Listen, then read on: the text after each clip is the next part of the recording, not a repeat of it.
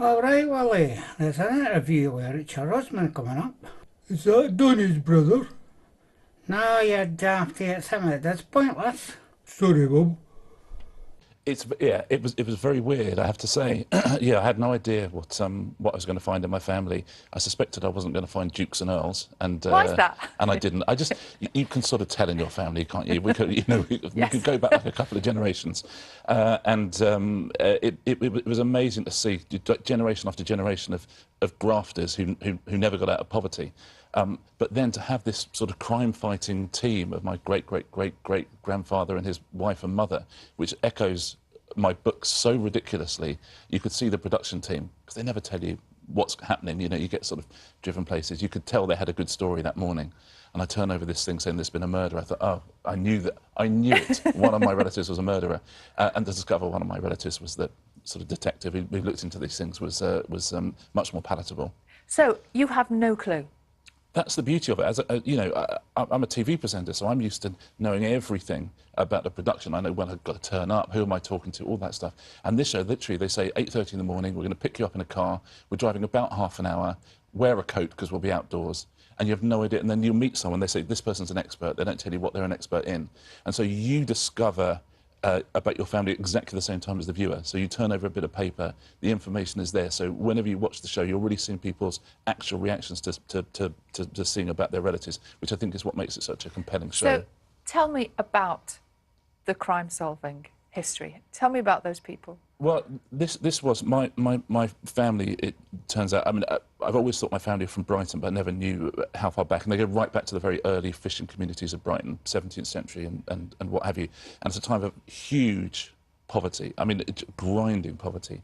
At a time when Brighton, actually, the Prince Regent was coming and all that kind of stuff. But there's...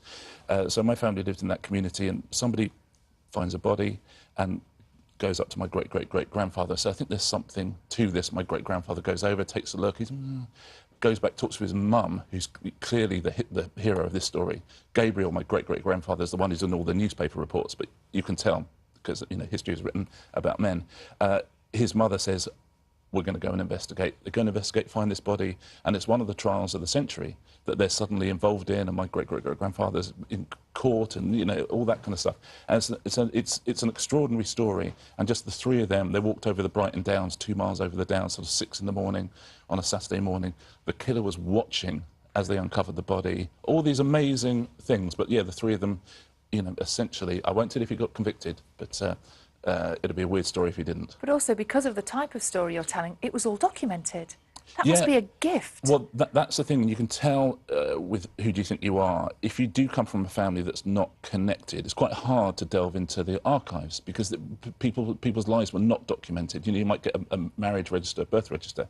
But yes, there's stuff in the newspapers which you wouldn't get about someone who was from a fishing community in Brighton. And the story of my family is the story of almost everyone's family at home, which is the British working class. That's who almost all of us are, and it's not documented. And yeah, so you've suddenly got this extraordinary story that is documented, and it was so lovely. You know, the fact I'm talking about him on BBC Breakfast, I'm talking about Gabriel Gillam and Elizabeth Gillam.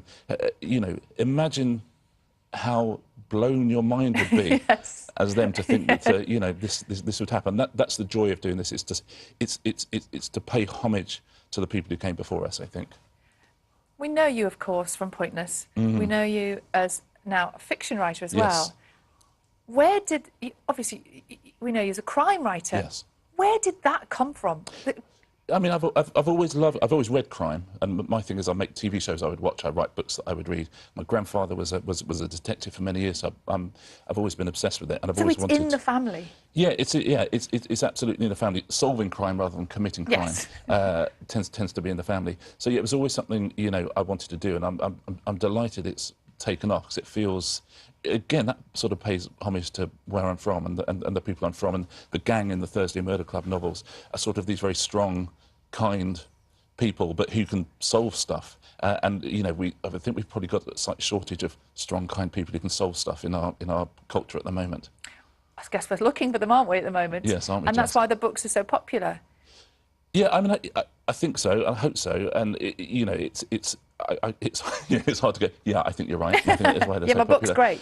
But yeah, I think people like a gang, and I think people, you know, we're in a world where we're constantly divided. We're constantly told we disagree with each other. We're constantly, you know, social media. We're constantly told we're at each other's throats, and that's not the Britain I live in. You know, I do live in a Britain where, you know, think about your neighbours. By and large, they're sort of quite kind people who help you out. And so, you know, I write about strength and kindness, and I write about the things that unite us with a great big mystery at the heart of it. You know, plenty of murder as well. What's not to like? Steven Spielberg's noticed, hasn't he? He's got the rights to to the Thursday Murder Club books to make films, which is great. So I'm looking forward to. How did that happen?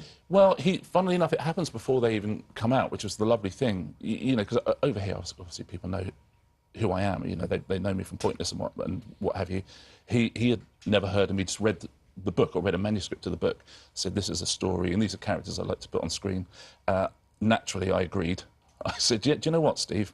You're right. Yeah, I think you're right. It will do. Yeah, so they're making a film which hopefully will be out next year. Hopefully filming this year.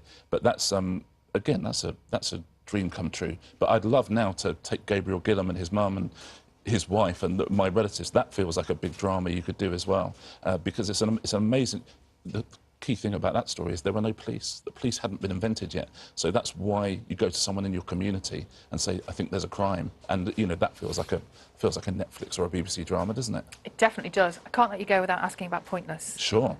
The decision to leave.